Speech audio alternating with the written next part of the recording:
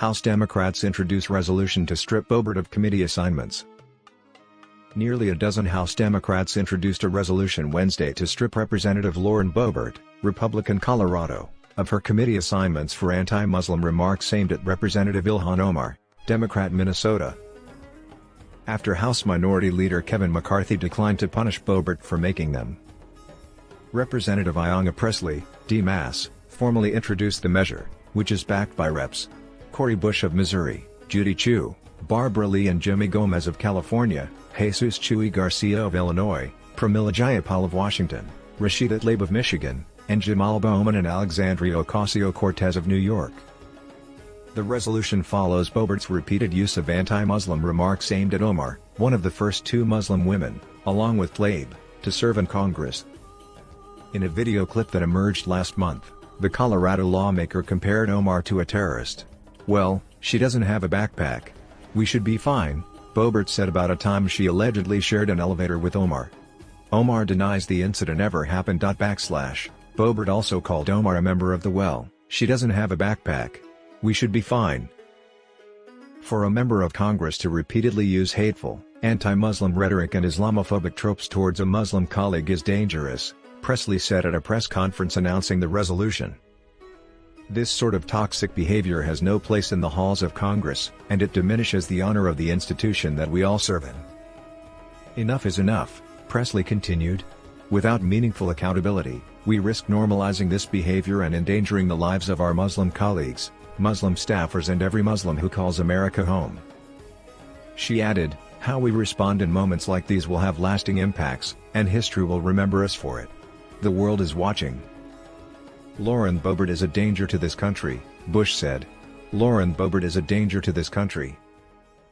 We can't continue to say that bigotry has no place in our society and then not take any action," Tlaib said, fighting back tears. "We can't continue to say that bigotry has no place in our society and then not take any action."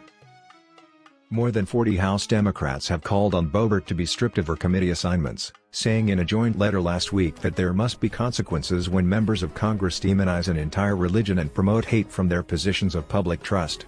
A handful of GOP lawmakers have also condemned Boebert. McCarthy, though, did not condemn her when pressed about the incident, claiming she had already resolved the issue. "She apologized publicly," McCarthy said last week. "She apologized personally." But Boebert didn't issue a full public apology. She tweeted that she apologized to anyone in the Muslim community I offended, without mentioning Omar. During a subsequent phone call between the two lawmakers, Omar said she asked Boebert for a direct public apology and was rebuffed. Rep. Boebert refused to publicly acknowledge her hurtful and dangerous comments, Omar said in a statement after their phone call. Rep. Boebert refused to publicly acknowledge her hurtful and dangerous comments. Boebert offered more incendiary rhetoric in her own recounting of the call. "Rejecting an apology and hanging up on someone is part of cancel culture 101, and a pillar of the Democrat Party. Make no mistake. I will continue to fearlessly put America first, never sympathizing with terrorists. Unfortunately, Ilhan can't say the same thing," Boebert said in an Instagram video. On CNN's State of the Union Sunday, Omar harshly criticized McCarthy for his tepid response. "McCarthy is a liar and a coward. He doesn't have the ability to condemn the kind of bigoted Islamophobia and anti-Muslim rhetoric that are being trafficked by a member of his conference," Omar said. "We have to be able to stand up to them.